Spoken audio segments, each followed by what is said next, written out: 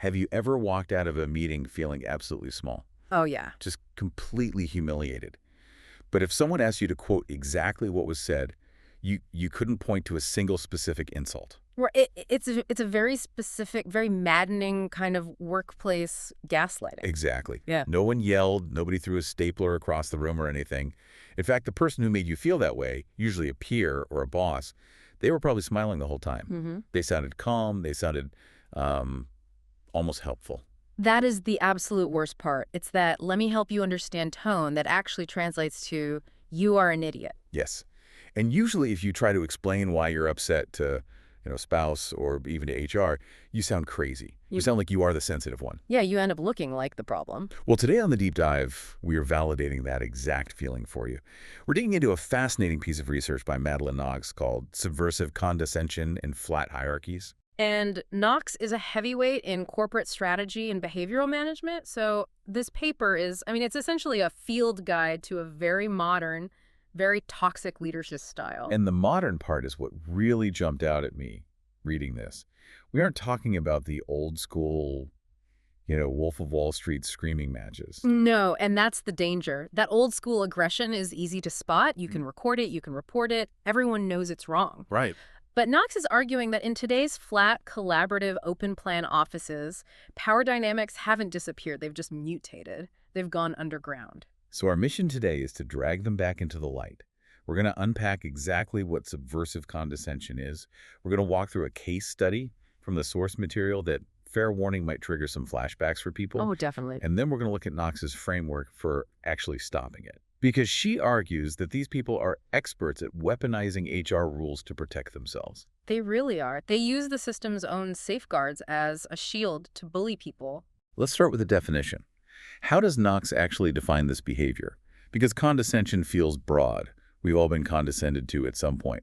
What makes this subversive? She gets very specific. She defines subversive condescension as a behavioral pattern where executives, usually ones with high narcissistic traits, use subtle intimidation, exaggerated patience, and what she calls parental correction to sidebar their peers. Parental correction. That phrase gave me a visceral reaction. Yeah. It implies a complete imbalance of power right from the start. Exactly. It's treating a grown adult professional, often a peer with equal or greater experience, like a toddler who just spilled their juice. Wow. And the paradox which Knox really highlights here is that this thrives in environments designed for collaboration. We think of flat hierarchies as these egalitarian paradises where the best idea wins. But in reality? In reality, Knox argues that the lack of a clear, rigid rank creates a vacuum, and into that vacuum steps this nice bully. They weaponize modern corporate sensitivities like culture fit or soft skills to dominate the room without ever triggering an HR tripwire. Because if they yelled, they'd get fired. Right. But if they smile and talk down to you, that's just mentoring. That is a terrifying distinction. So how do we spot it? Because if it looks like mentoring, how do I know I'm actually being bullied? Knox breaks this down into 3 specific behavioral markers. What's the first one? The first is the namesake of the paper, subversive condescension itself. This is all about the tone. It's the exaggerated patience. The let me explain this simply voice. Exactly. But look at the intent. The goal is public embarrassment that disguises itself as help. It's designed to infantilize the target, to make them look incompetent or overly emotional compared to the calm leader. It's basically a performance for the rest of the room. So if I get angry because you're treating me like a child, I lose. You lose. You look emotional and they look composed, which connects to the second marker, narcissistic monopolization. And this sounded like it's about talking too much, but it's deeper than that, right? It is. This is about control of the narrative. For these leaders, a meeting isn't a place to debate ideas to find the best solution. It's a stage. They view any kind of constructive debate or data that contradicts them not as professional collaboration, but as personal insubordination. That seems like a massive block to actual work. If I disagree with your strategy, I'm not trying to fix the product in your mind. I'm attacking you personally. Exactly, because their ego is completely intertwined with their ideas. And that leads to the third marker, which I think is the most insidious and hardest to fight, asymmetric intimidation. Unpack that one for us. Asymmetric usually means lopsided. So traditional intimidation is straightforward. I have power, you don't, I crush you. But asymmetric intimidation is where the bully uses the system's own rules against the victim. They know that modern HR departments are hypersensitive to things like resistance to change or microaggressions. Okay, I see where this is going. They use the buzzwords. Right. If a victim pushes back against the condescension, if they get defensive, the bully flips the script. They frame the victim as someone who is resistant to new ideas or aggressive or just not a culture fit. So the victim stays silent because they're afraid of being labeled the problem. Precisely. It creates a massive blind spot. Knox points out that traditional performance reviews often miss this entirely. These Sarahs, and we'll get to her in a moment, are often masters of upward management. They look amazing to the CEO, they hit all their targets, but their lateral peers are just being destroyed. You mentioned Sarah. Let's get into this case study because I think this is where the theory becomes painfully real. The source material details an incident at a company called Apexician Financial. Right. It's a mid-sized firm doing digital payments, high stakes, high regulation. You mess up here, you don't just lose money, you break the law. And we have two main characters. On one side, Sarah. She's the VP of brand management. The golden child. High flyer, flawless reviews from the C-suite hitting all her growth targets. She is polished. But if you looked closely at the data, she had a very high turnover on her own team. Which is always a red flag that something is rotting underneath. Oh, absolutely. And on the other side, we have Richard. Richard is the director of product development. He's a veteran, 15 years at the company. He's a deep technical expert responsible for the back-end integration. He's the plumber, making sure the payments actually go through securely. He's not flashy, but he knows where the bodies are buried. So classic setup. Brand versus product. Marketing wants it fast. Engineering wants it safe. Correct. The scene is a go-to-market strategy meeting. It's a flat hierarchy environment, so everyone is there. Department heads, junior staff, the works. Richard stands up and presents data-hard numbers, showing that the marketing timeline is just too fast. He's saying the security compliance checks won't be done. He suggests a 2-week delay. I mean, this sounds like standard responsible risk management. In financial services, you do not launch without compliance. It's not optional. But look at how Sarah reacts. This is a textbook example of subversive condescension. It's brutal to read. The source says she doesn't argue the data. She doesn't say, Richard, your calculations are wrong. No, she bypasses the logic entirely. She sighs loudly, that theatrical sigh, smiles a tight little smile, and cuts him off.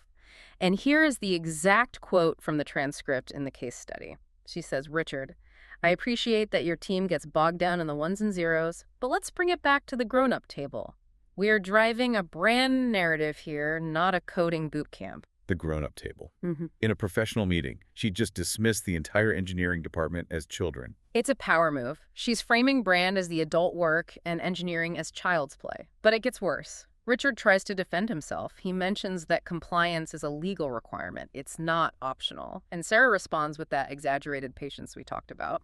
I have the quote right here. She says, let me explain this simply so you can digest it. The train is leaving the station. I know change is scary for your department, but I need you to put on your big boy pants and figure out the integration. Put on your big boy pants. I literally gasped when I read that. She's talking to a director with 15 years of experience. And she's doing it in front of the junior staff. That is the key.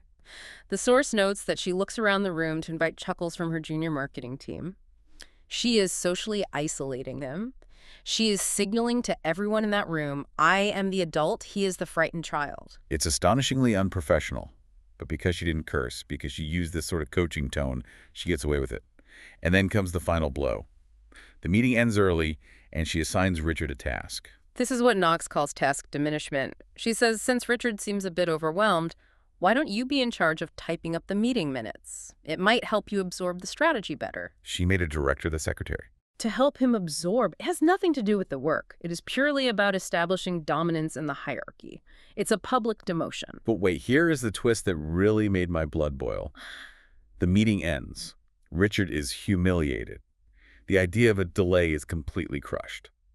But then what happens later that afternoon? Sarah sends an email to the C-suite. She copies Richard, and she says, after careful review, I've decided to implement a 2-week strategic buffer to ensure our security narrative aligns perfectly. She stole the idea. She called it a strategic buffer. When Richard suggested it, it was fear and getting bogged down. When she implemented it, it was strategic leadership.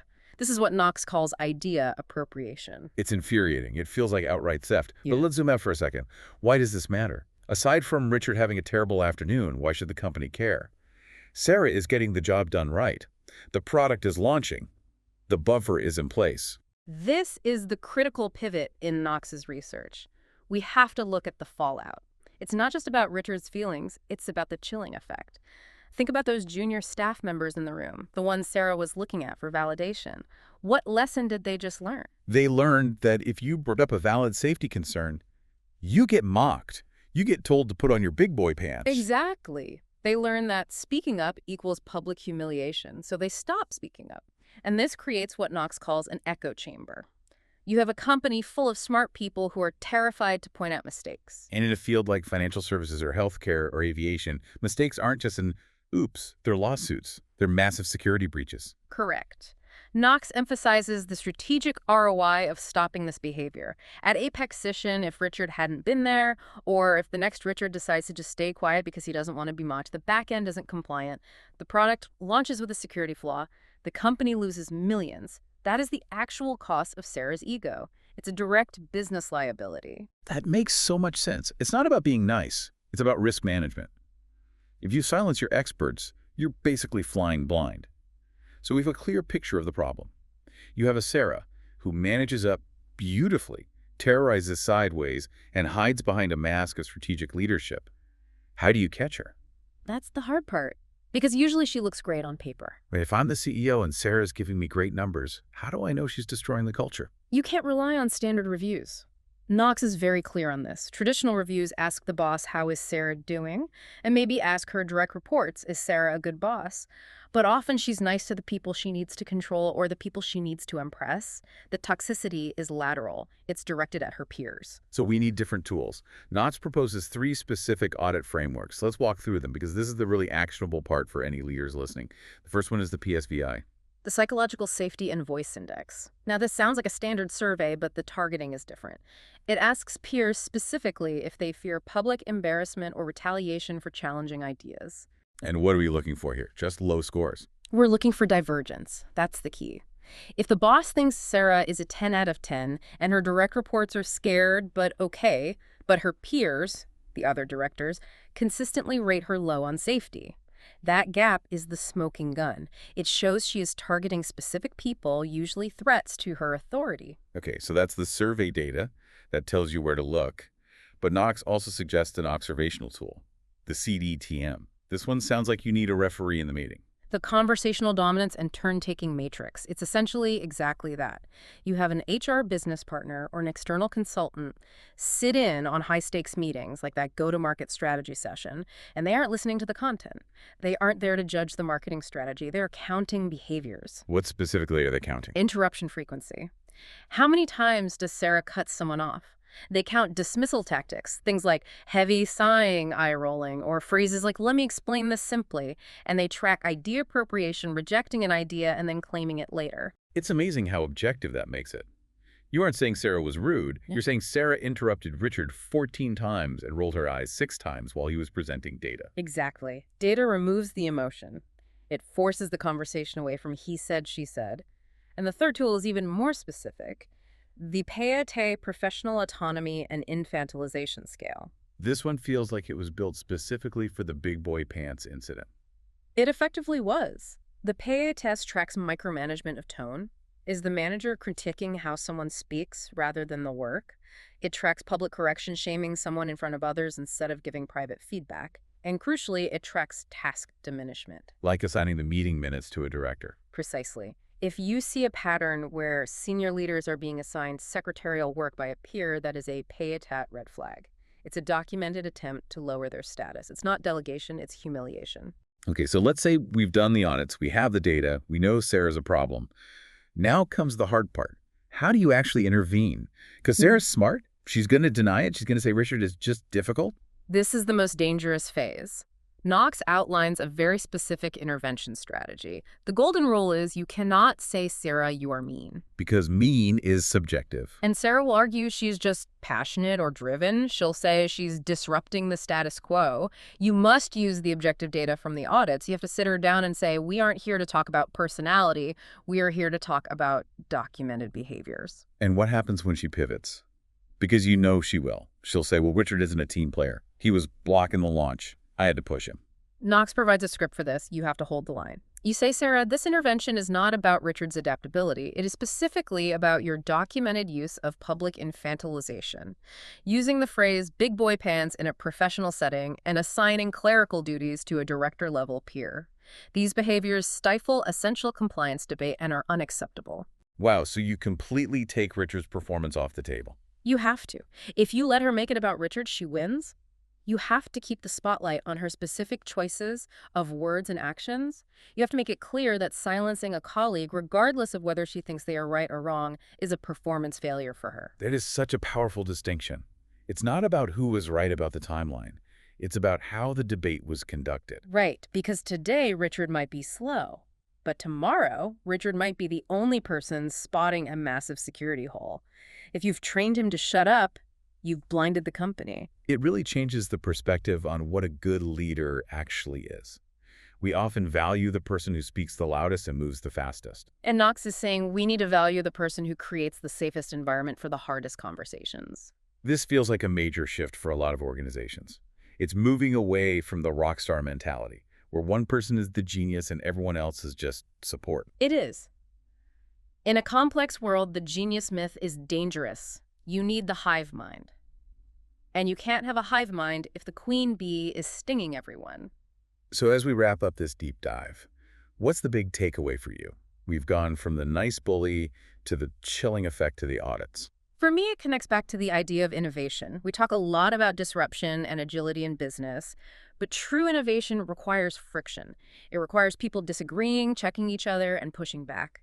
If you have a leader who treats that friction as insubordination, you don't have an innovative company, you have a cult of personality, and eventually that crashes. Silence is a liability. That's a powerful line. It is. In high-stakes industries, rigorous debate is the crucible for innovation. You can't have the innovation without the heat. I want to leave you, our listeners, with a thought to mull over something that really struck me from the source material. If you are in leadership role, or even if you're just looking around your own team, look at your star performers, the ones who always hit their numbers, the ones the boss loves. And look at the people sitting next to them. Exactly. Look at their teams. Is there high turnover? Do their peers seem quiet in meetings? Are they succeeding because they are truly elevating everyone around them? Or are they succeeding because they frightened everyone else into silence? It's the difference between a leader and a ruler. And in a flat hierarchy, you can't afford rulers. Thanks for walking us through this. It's been a truly fascinating look into the darker side of office politics. Always a pleasure. Let's hope everyone keeps their big boy pants comments to themselves this week. Please do. Thanks for listening to The Deep Dive. We'll see you next time.